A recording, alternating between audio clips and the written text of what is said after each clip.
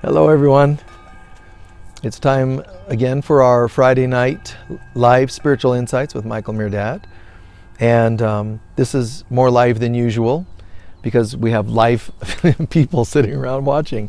So that's kind of cool. I'm doing my almost halfway done with my 5-day intensive on mastery and healing.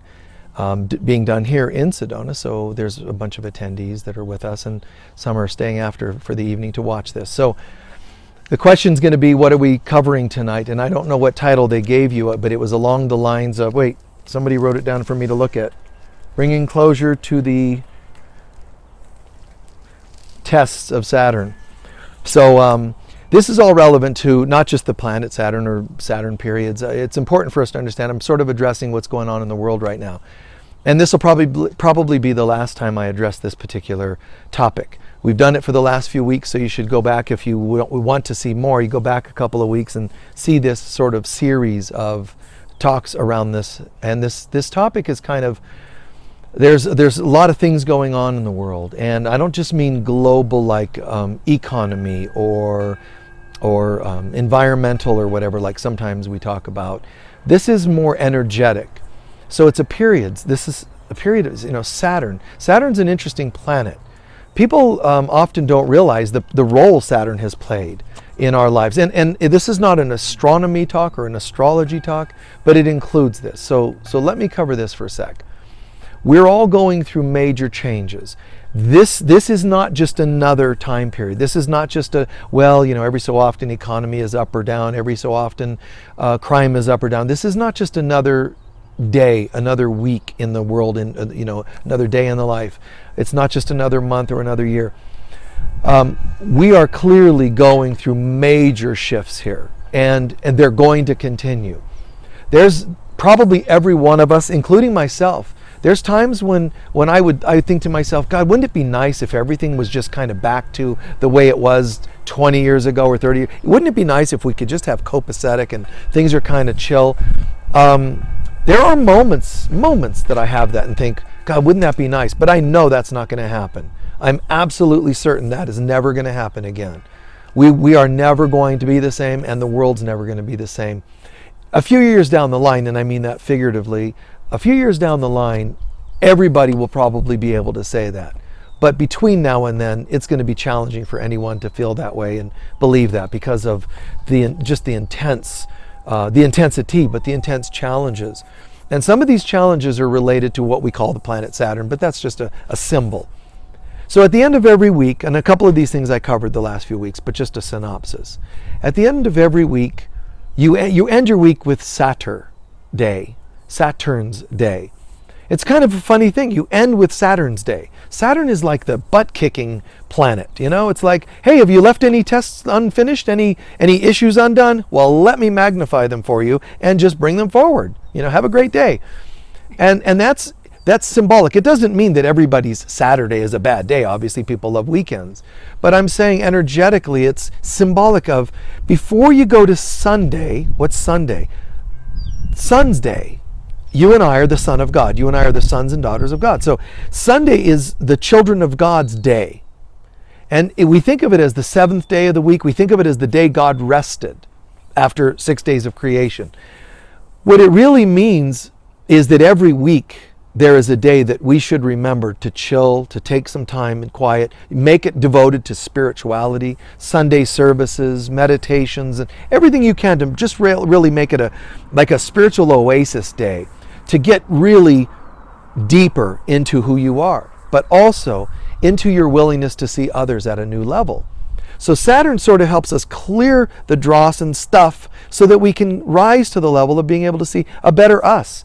So the week happens, Monday, Tuesday, all the way, and gets to Saturday. Saturday, take some time to cleanse. Isn't it funny that people act almost their most unhealthy on Friday nights and Saturday? It's a day to kind of purge and get rid of clear stuff, so that you make way for Sunday, the holy Son of God's day. That's you, that's me. So all of us, male, female. So there's another way that this plays out, and that's in a bigger picture than the week, week by week, and that is that Saturn also comes into our chart. sometimes goes retrograde, and whatever else, or where it plays out in our chart, astrological chart, not as a fate, but more as a potentiality. So Saturn shows up in your chart and is saying, here's how I sit with you. Maybe you haven't done a lot of work on yourself, so I'm going to help you this lifetime with that. Or sometimes it says, congratulations, you've done a lot of work on yourself through lifetimes. I'm going to sit in a favorable position in your chart to say, anytime you look my way, I'll just be smiling. Hi, I'm Saturn. I'm taking a break with you. You're good. But for us, the average person, it shows up to kind of bring up some issues. Now, another perspective of that is that when we were coming into the earth plane, this gets a little out there for some of us, I think, but when we were coming into the earth plane, we're coming from spirit, and we're actually like astral beings. And we're looking at this universe that's starting to form. It's really amazing. Some days I think, God, I wish I could just get some cables plugged into my mind so I could get this onto a screen for people to see, because I can see it in here. But it's, it just doesn't, always translate with words, because they don't always describe these concepts and beautiful pictures of what's really happening out there. So once upon a time, we're coming in as spiritual beings. We're flying in from, you could say through let's call it the center of the universe. We come flying into the universe, and we went left, north, we went up, down, right, this direction, that, in the universe. And we landed somewhere. We found a solar system. Because a solar meaning like sun, solar system means a system for the Son of God, the children of God, to work on their stuff. And some people think, we came here and it was so beautiful. And you don't go from heaven to anything and have it be better. When we came from heaven to materiality in the universe, it was a bit of a step down. So we went from heaven into a world, a universe of limitation and challenge, of dimensionality. So we came in and we went, okay, now what do we do? And we all found different solar systems. So believe it or not, there are other Earths in other systems where there are people working on three-dimensional issues just like you and me. And, if they went into one system, they typically have to finish working on that system. If you started in this system, you're usually here working through this system on your stuff. There are exceptions, but typically you're working the system you were gravitating towards, or you magnetically felt drawn to. So we came in here, but we were kind of like more spirit beings. And we came in and gradually densified, but so did planets, remember? Big Bang, and all this energy is shooting through the universe. Gradually, some of it starts to crystallize into planets. There's a whole ecosystem that happens, and then there's a cooling. And as the cooling happens, the planets start rotating. It's amazing, and the system starts rotating. Saturn, interestingly enough, you've heard of maybe the rings of Saturn, right? You guys heard of the rings of Saturn? The rings of Saturn. So if you look at Saturn, there's like a ball. And then you have the rings going this way. If you were to draw a line from one end of the rings around the ball to the other end of the rings, and then down here the same, you would have what would be a lens shape, like an eyeball, like an eye. And that symbol is also your third eye. It's also the yoni, the female reproduction that we come through. So we're born through this lens. We are reborn through this lens. We see through this lens through duality, eyes of duality, but we're trying to open up this eye. So Saturn's kind of like saying, energetically, Saturn's got this fiery energy. So Saturn, when you think about Saturn, there are beings, like deities, related to each of these planets. Like Gaia is a deity related to the Earth. So all these planets have deities related to them. And the deities each played a part in the creation, the experience of humans in their solar system. They're meaning the deities. So there's these not just planets, there's deities that rule these planets sitting in that solar system, saying, hey, look, here they come. And we came flying in, and they said, well, you need to go here. You're off to Jupiter. You're going here to Saturn. You'll be on Mars for a while. And they sent us to different planets within our system. But we have to all work through all the planets at one time or another. Edgar Cayce described, in between lifetimes on Earth, you don't just die and then like kind of sit around and then come back. When you pass over, you actually go to other planets in our system to work on energies or issues related to those planets. So he would sometimes talk in his readings and say, could you do a reading on Joe Blow, you know? He would go into his trance. Yes, we have them. They've recently arrived from Venus. And the time before that, they were at this other planet. I mean, he would talk about it like in this abstract, bizarre languaging. But it's not a languaging that was unfamiliar to Rudolf Steiner or somebody like, a lot of the mystical societies in the past. But Swedenborg, mystics like that, they understood. They knew about these kinds of things. So we have these deities that are like parents, we call planets, but the planets aren't just planetary bodies. There are beings, almost like gods and goddesses, related to those planets that are helping the children of God, and they have assistants, assisting angels, helping people get in and out of that particular planetary energy. That may be a little too far out for some, but that's kind of what happens. But my point was, Saturn's beings have a bit of fire to them more than some others. They've got a bit of fire to them, even though it may not be as close to the sun as, say, Mars. But there's some fire to it. And the Saturn beings are kind of like, we've got this certain energy about us that's different from other planets, obviously. So one of the things they started doing was kind of messing with humans and encouraging fire to move up our spines and create bodies, because we didn't have bodies yet. So they're encouraging us to awaken our Kundalini. Not only Saturn, but Saturn, the beings of Saturn were one of the planetary entities that were trying to awaken our Kundalini. And so that's why, again, Saturn is a planet or a consciousness that wants to kind of purge us from unhealed wounds, but that's what Kundalini does. It starts to move, but when it does, it brings up issues related to each thing that it runs into.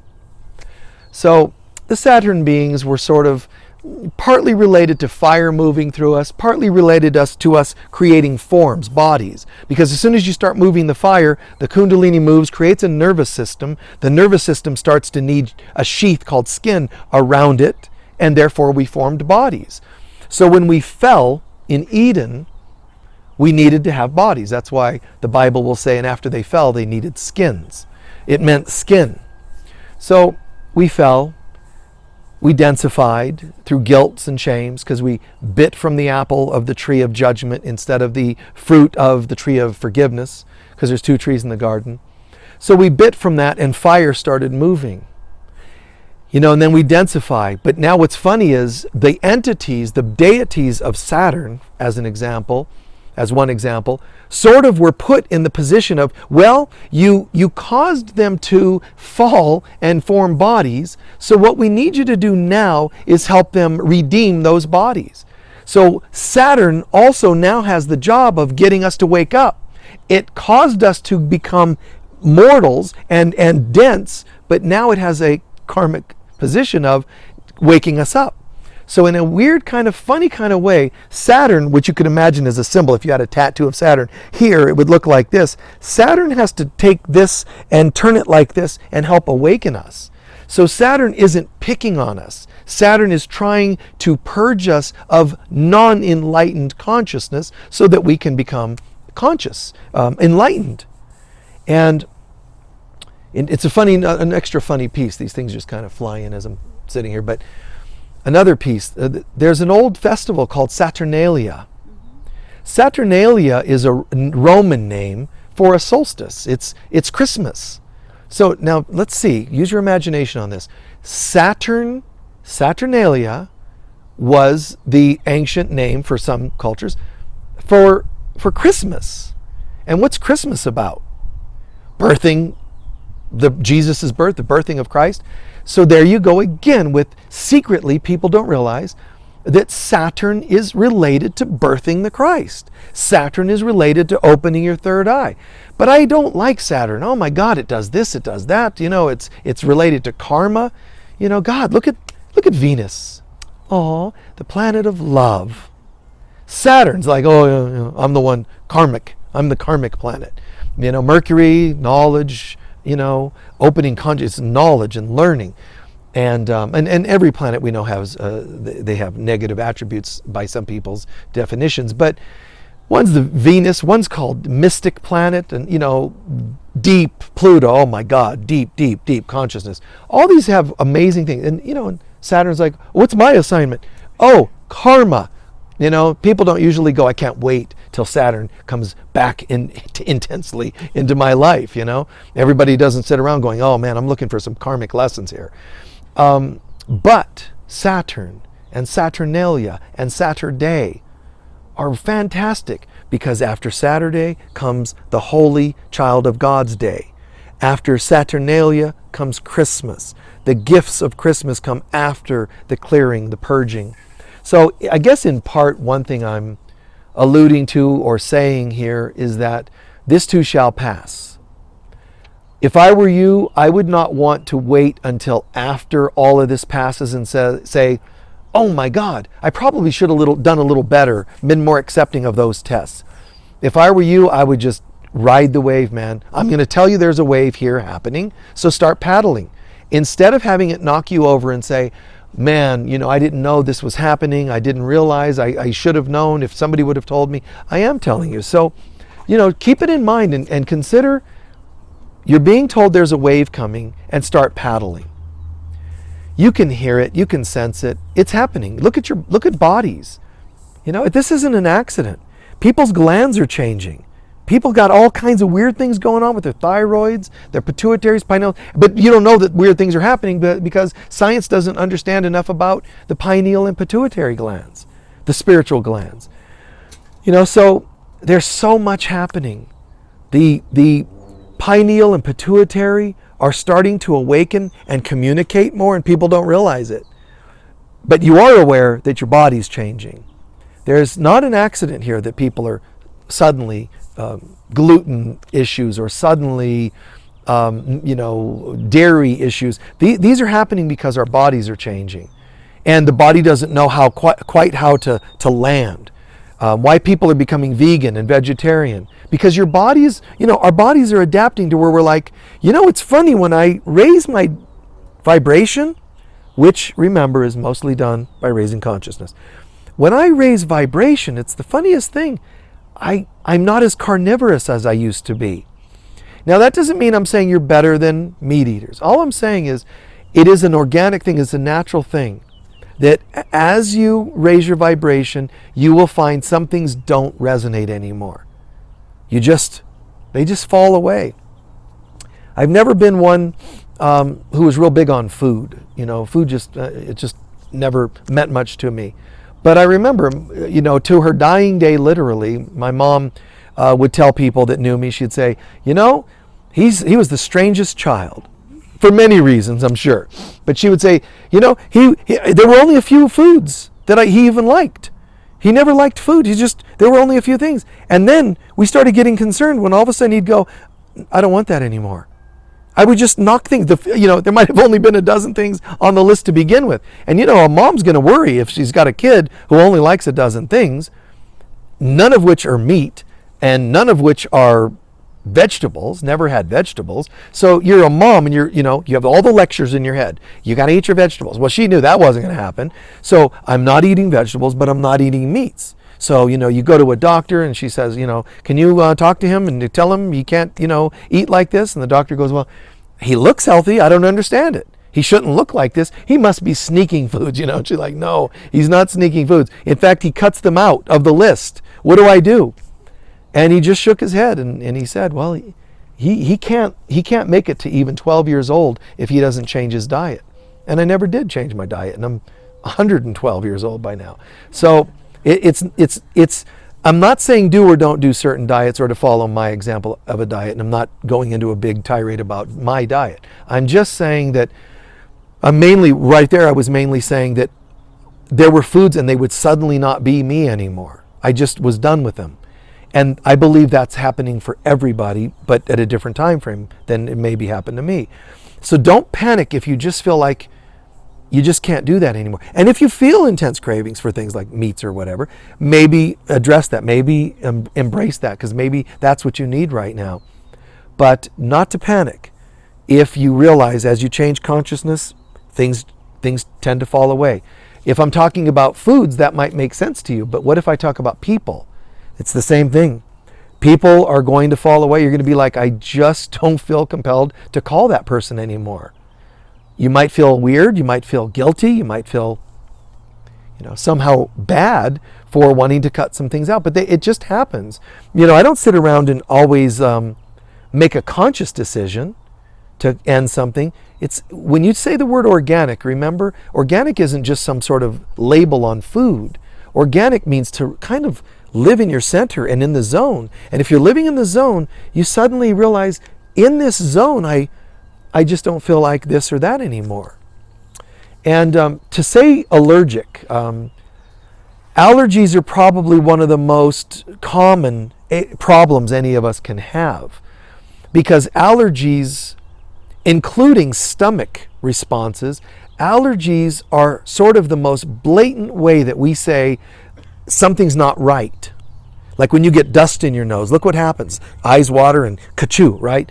Your sinuses are related to your psychic senses in here, behind your nose, pineal and pituitary. So when your psychic senses, you've got these nerves here also, the Kundalini nerves that come up and into the back of the sinus passages.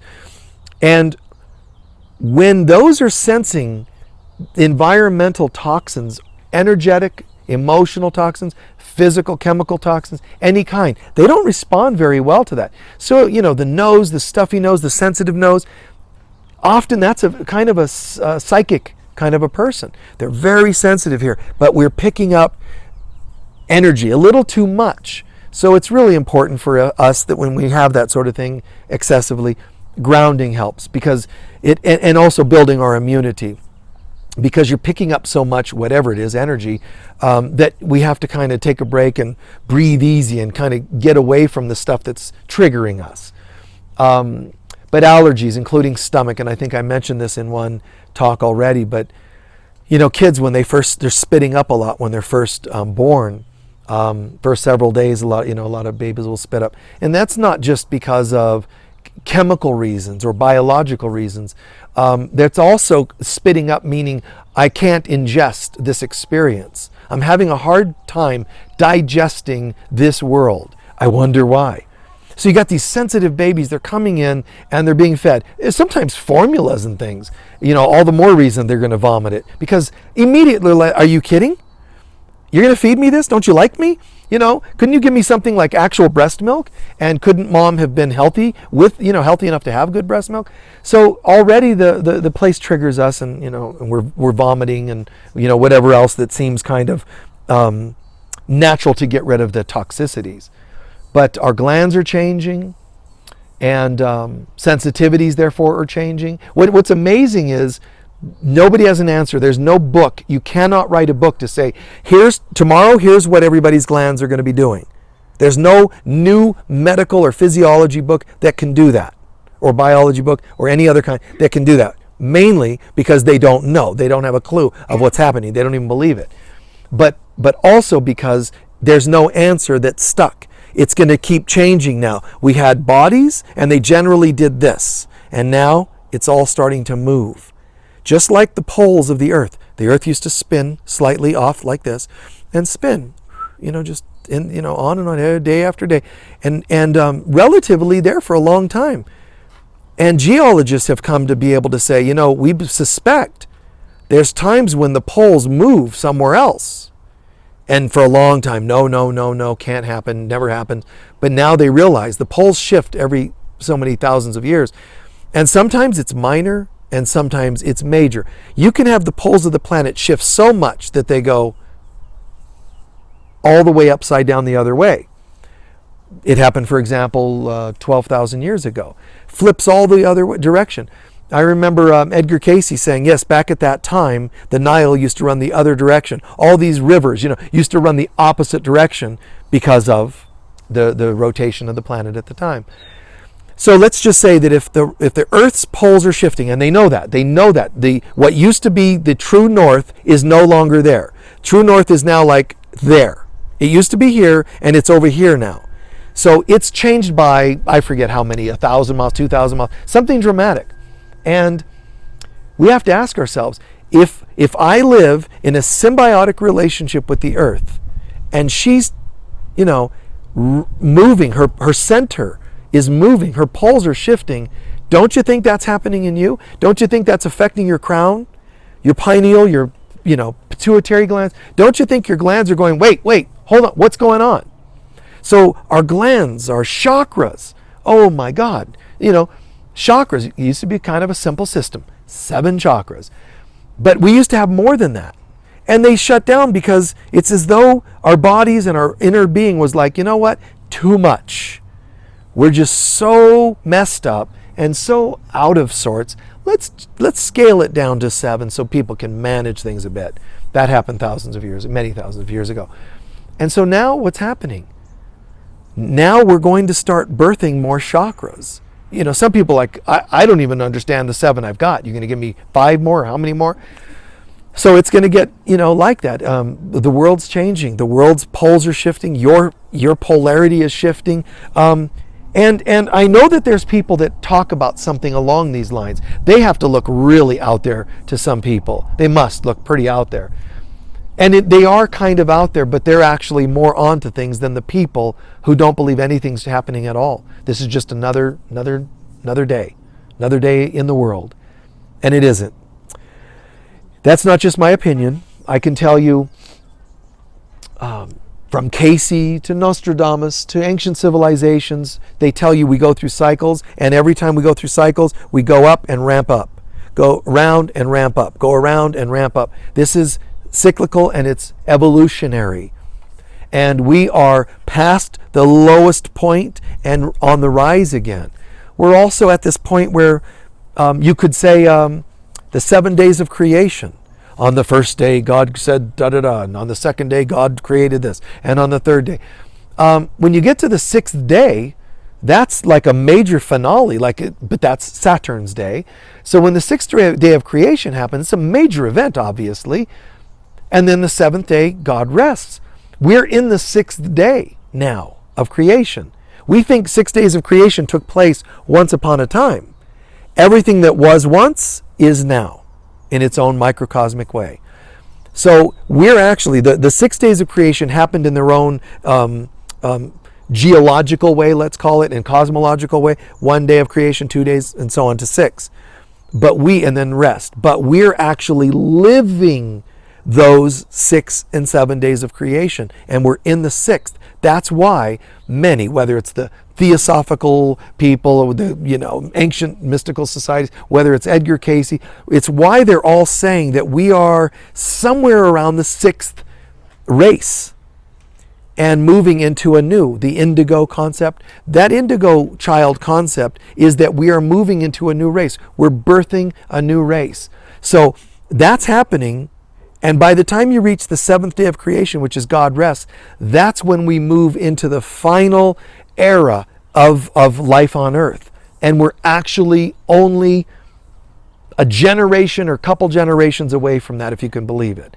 We're going from the 6th, we're birthing a new race, which is not a new species. It's us at a higher dimensionality. You and I are ramping up more chakras. We're going into 5th dimensionality, because we're already living 3rd and 4th dimension while we're here, and we're going to rise to the next level. We're going to go to the next, but the challenge is this: us moving to the 7th day of creation, us moving to the day where God rests, which means the children of God rests. God's not like, man, I'm just exhausted after these 6 days of creation. It's we rest and allow God to be. We let go and let God in the 7th day of creation, and that's coming anytime now.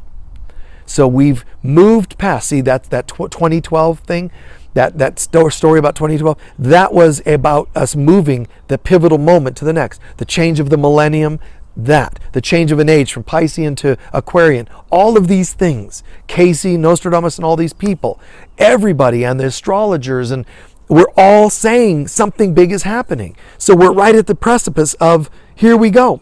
But I was starting to say, the downside, the challenge is this. Each group on earth thinks that the next one is going to be their thing. The Christians are like, we can't wait till we get to do the 7th day of creation and everybody else goes to hell. And somebody else says, we can't wait because we're going to all be living here and some blissful experience. Another group thinks it's called this. Another group calls it that. Each usually thinks the others aren't going to be there. And it goes on and on. Native Americans have various tribes, and indigenous people throughout the world have their own version of what this is going to be. So the problem is that if we keep going, it's got to be my way, it can't happen because we're still thinking individually. So there's help. Saturn. Boom, boom, boom. Hey, does anybody think it's going to be just there? Well, we do. Boom, boom, boom. Open your minds and allow other people in. No, we're Christians. Boom, boom, boom. You know, and then is there anybody else? You know, somebody else think, well, we're awaiting the Messiah. Okay, boom, boom, until it's here. It's here. This is the day of the Christ. This is the day of the child of God wakes up. Well, we just don't believe everybody can wake up. You have to be special. Boom, boom, boom. And all of them are going to beat all of us. Are going to be beat up by Saturn. If you think my family's not allowed, bam, bam. Whatever you think can't happen, even including your own shames. Well, I've been naughty, I don't deserve, bam, bam again, till you go, all of us are one. We forgot who we were, and today I choose to allow us all to awaken. And then look at how easy that is. Then the seventh day begins. Sunday becomes every day. Everything opens up. Your glands don't fight it anymore. Your glands don't go, what are you doing? Your metabolism is changing in ways it's not supposed to. Not supposed to based on what? What we were programmed to do. We're a gland and we have a program. You know, and it's like, no, there's just none of that exists anymore. Let it go. So just dropping in and letting go and dropping in and finding center. And I must say, there's no better way to do this than through the guidance of the Divine Mother, the Holy Spirit of God. Don't try to do this with your masters and your teachers, your authors. Don't let your shaman and this. Don't let anybody do this for you. They can all help. They can all help facilitate, like midwives helping a mother give birth. We're all just midwives, but there's no greater midwife than the Holy Spirit, the Divine Mother. She knows far better what any of us would be able to know for a person's better good. We call on her to help us in our shamanic work. We call on her to help us in our hands-on healing work. Get connected, get plugged in and become a facilitator, a co-facilitator, a midwife, but have a greater guide as a teacher and a guide.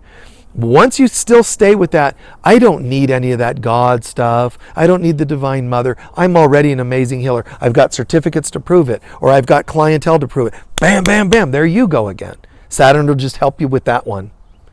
You know, beat you up and burn your certificates. It's got to be, I get it, I get it, I get it. The whole thing happened. The whole life in the universe happened when we forgot our oneness with God. For me to get home, it simply means my surrendering back to my oneness with God. That's all I got to do. Just let go and let God.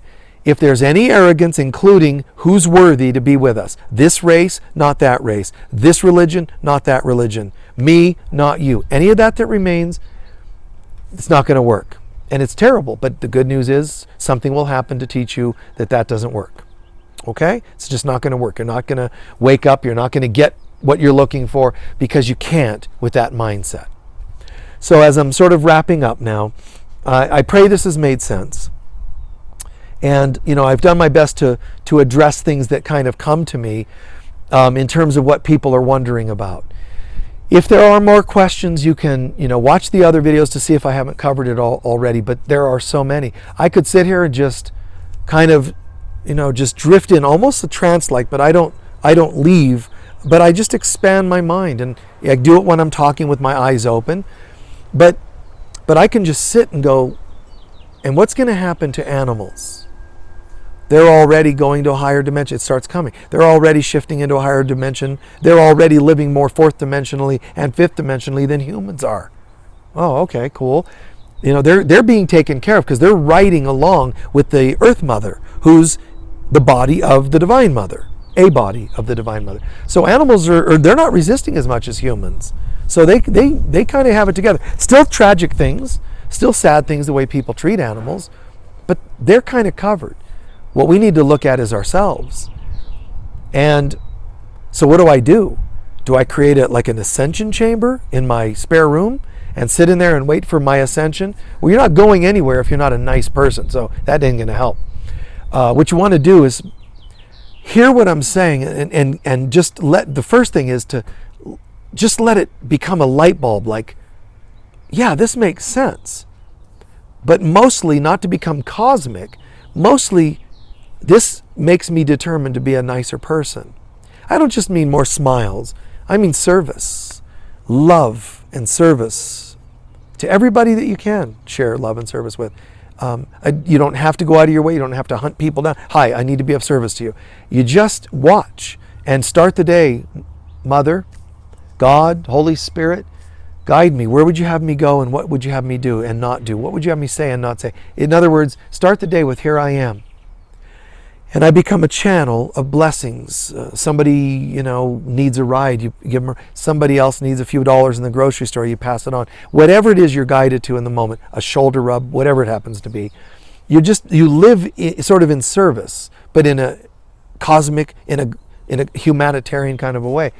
So we open our minds and we're realizing I'm here to help, to serve, to make a difference.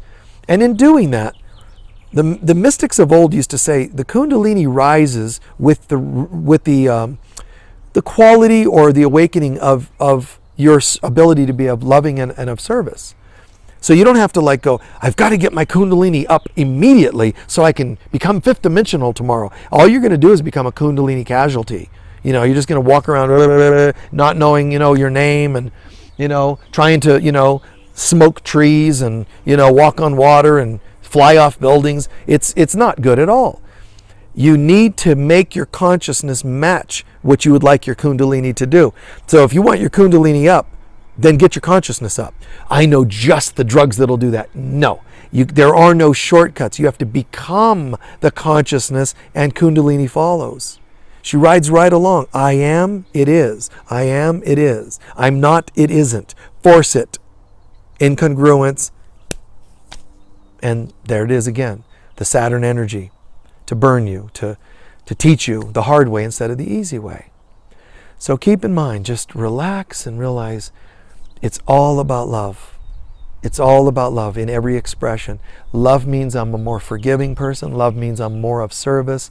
And I know there's, other variations of things, that you want to do. You might want to eat differently. You might want to exercise more. You might want to, whatever, practical day-to-day things. But generally, I'm talking more loving, more giving. And you start the day with God, and you find that God will actually assign people to you to come to you for your smile, your words. It's an amazing thing to realize I'm hired as a miracle worker, and people are brought to me. But don't forget, some of those people are brought in for you to learn. Not for what you bring them, but for you to actually learn something today. One of them might come in and be obnoxious, just to test your level of forgiveness. Instead of saying, hey, wait a minute, I'm the miracle worker and you're obnoxious, and now you don't get a miracle from me. Instead it's, you're obnoxious, wait, I just realized I find you obnoxious. I maybe need to look at that. I forgive, and in my string of pearls, so to speak, in all the miracles I was going to work today, here it is, here's one, here's one, here's one, here's one, here's one. Oops, one for me. And that'll raise the bar like an octave in music. It'll take what would have been clicking as more things I would have been doing. All of a sudden, those go to a whole new level. And happen. Another one for me. So it's kind of interesting, but you got to keep your eyes open, but also your heart open. A humility to realize, wow, that one's probably for me today. So we live in this ecosystem, and we realize this is not just theories or bumper stickers that say love, how wonderful that word is. It's reality. We have to live in that consciousness. Love and forgiveness. Anchoring in love and forgiveness in every place we go, in everything we do, as much as we can. Left, right, up, down. And believe it or not, that's going to assure that you have angels that are higher than some other angels, perhaps. Guides that are higher than other guides. What would you like? If you act like just an average Joe, you just struggle with daily hate stuff, you might have a really base guide You might have great angels, it's fine, but one of your guides might be really pretty low vibration, just a little higher than you, but somebody that was really rough on earth like you, and they're on the other side going, hey, psst, if I were you, I wouldn't do that because I've been to the other side now and I'm learning the hard way some lessons. You might have one of those instead of this angelic high dimensional being. The New Agers, we sometimes just assume everything's just peachy for us. You have to be the consciousness you want to create around you, that you want to have around you. So you want to have, I have the highest archangels as my guides. Not if you're a jerk. Hell, you might have one notch above Satan. I don't know, sorry. But, it's what I'm attracting. It reflects me. And that includes my glands. That includes my chakras. That includes my aura. My aura's all messed up because of this, that, and the other. Okay. But as I heal my consciousness, believe it or not, my aura heals. Your aura is just a reflection. If your aura is a reflection of the inside, I start healing the inside. You can go to aura healers, that's great. Trust me, they can work on your aura, but if you're still the same jerk that walked in, it's not going to be good. What you want to do is go, God, maybe I've caused some harm, make amends. Or maybe I've allowed others to harm me. Gosh, I might want to do some healing work inside. Because they do the aura work, but they're running into an obstacle because you haven't healed the inner that's vibrating out into the aura. So you go, you know what? I'm done with my hurtful behaviors. I'm done with letting others hurt me. And guess what happens? You start to heal. And all of a sudden, someone will notice, if they're sensitive, they'll notice there's some areas of your aura that are like, they look like they're a certain color that feels like it's a fresh energy around you, newly healing, like skin, right? A big gash and then it starts to heal. It's kind of pink. It's kind of cleaner. It's softer. It's like that when you heal. When you heal, the aura all of a sudden is cleaner and clearer. So people's auras are currently changing. The vibe, the shape, the intensity, the density, the thickness, that's all happening too. That's all changing too.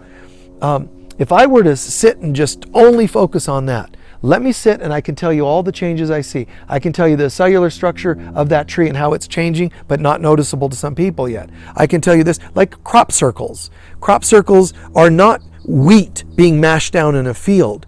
Crop circles are proven that at the point where the wheat bends, that has been cellularly changed. They're cellularly changed. The wheat is changed in its vibe, and the wheat then bows to conform to the vibration that's been sent to that part of the wheat. That's how bizarre it is. And not bizarre at all, because those cellular changes are happening in less noticeable ways all around. So if I sat and told you how this is different and that's different, and that person's aura and that person's chakras and that person's glands, my brain could explode because there's so much happening all at once. And there's no sense in telling you because tomorrow it'll be a little different. Not literally in a day, but along those lines. It's happening so fast. As soon as you say one thing, then something else is happening. And as I'm closing, I want to say this one last thing. There are other Earths, and there are other star systems, and there are other beings, light beings, but also humanoid, but light beings as well, higher dimensional. And there were times in history where mankind on Earth was able to teleport, not just in ships, but teleport to different parts of the universe because we had just gotten here and the walls were not up yet. The barriers, the laws, everybody was just moving through the universe here and there and everywhere. And so things were a little bit, in a way, beautiful and open, but in a way, a little out of control. And so it's described again with the sort of the Adam and Eve story. After they fall, it's as though you're hearing the distinction, the definition, the description of the laws being changed to where spirit beings were no longer allowed to intermingle as much as they did in those days. That's one example in the Bible of things changing. The flood comes at one later period. The flood, there was a flood. There were several floods, but there was the flood. And one of the purposes of the flood was to help clear some of the race so that we could clear the genetic line, because people had been doing so many bizarre things, forcing genetic changes in ourselves, as well as genetic manipulations from ourselves and beings from other places. So much out of control behavior. Clear it. Make rules. You guys aren't allowed to intermingle with humans as much, and they're not allowed to mingle with you. Everybody had to, go to your corner, go to your room. So everybody got split up, a little cleaner. The Israelites were told no intermingling with other races for a reason. That's not necessarily needing to hold to this day, but at the time it was important. The Israelites and other people, hey, the rules in the Old Testament about bestiality, it's stop crossing over because you're all out of control. So we learn to clean things up and start looking here instead of outside so much. Go within, let God guide you, clean up your behaviors, and you'll awaken again. And that's what's happening today. We're all coming to a place of awakening. I know it doesn't look that way, because whether it's politics, whether it's wars, battles, or whatever's going on out there, skirmishes, any conflicts of any kind, relationships, maybe you say, well, divorce is still occurring at a high rate. There's still high levels of poverty. I understand. The illusion will still look the way it does in its little structure, but under it and behind the scenes, all that once inflated the illusion called poverty and whatever else, wars and whatever, all that once inflated that has been deflated. These things are going to start crumbling, a little here and a little there.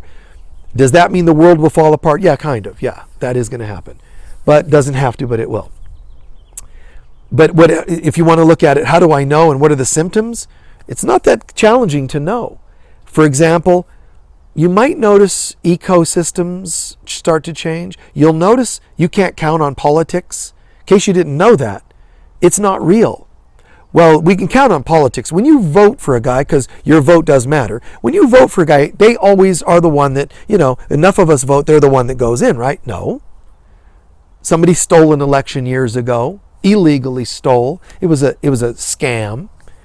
And, and then when the popular vote doesn't matter, I'm not getting into politics. It's something it's one of the least things I care about in this world. And it's just something to think about. It's like the illusions are proving themselves. Do you need more proof? Hasn't religion already proven itself?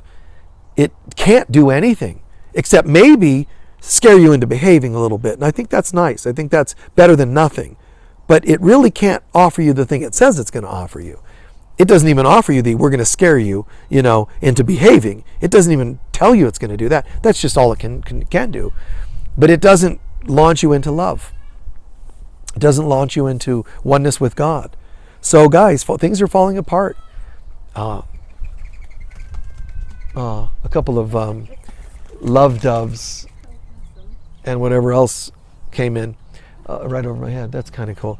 So nature, I was saying, animals, they're doing different things. I don't think you're going to see a bee trying to mate with a goat tomorrow, but I think that nature is going a little haywire and it doesn't know what to do. So many of the cetaceans and so many of the whales starting to beach themselves, bees dying and they don't know why. There's something wrong with this picture, but they're giving up their lives. They're giving up their lives saying, hey, humans, if enough of us die, will you get a clue? Humans are like, no. So bigger things are going to happen. So the earth will happen in a form of kachu, a sneeze, and switch poles. Enough people will have to be shaken into awakening, and that is a beautiful thing that we awaken, but very sad when you hear the cries of it when it's happening, because it means nations rise up. It means conflicts continue, constant threats. It means religious zealots and religious fanatics go to town on hurting other people because their religion is right. All of that is just evil or dark or ego trying to survive another day. I understand it. Survival, even on an ego primal level, is a primal instinct. But when we give up the ghost, when we let ourselves die of the old, the new comes in and Sunday comes instead of Saturn's day. So I pray this has made sense. It's just whatever came to me at the time. I pray it's made sense, but also that it takes you into a deeper understanding of where things are going. Jesus said, while you have me, come on, get it while you can. That includes me and Michael, or maybe some of you out there, healers. Guys, grab what you can while you can. This world will not always provide the things that it does. It's going to starve itself out eventually because of our abuses of it. So get what you can. Listen to the teachers while you have them. Get your healing done while you have healers. If you have money, if you have 5 cars, donate one. If you have 4 houses, give one away. Let it become an orphanage. I mean, do something with all that you have. If all you do is have and die, man, you are screwed. Your next lifetime, you're coming back, and you'll have nothing. And you'll be in need of somebody else out there that has, hoping that they'll give. And you'll be on the streets going, why don't you share? And if they had the wherewithal, they would go, because I was the one asking last time and you wouldn't give me anything. So there, we need to make a change. So let's do it now.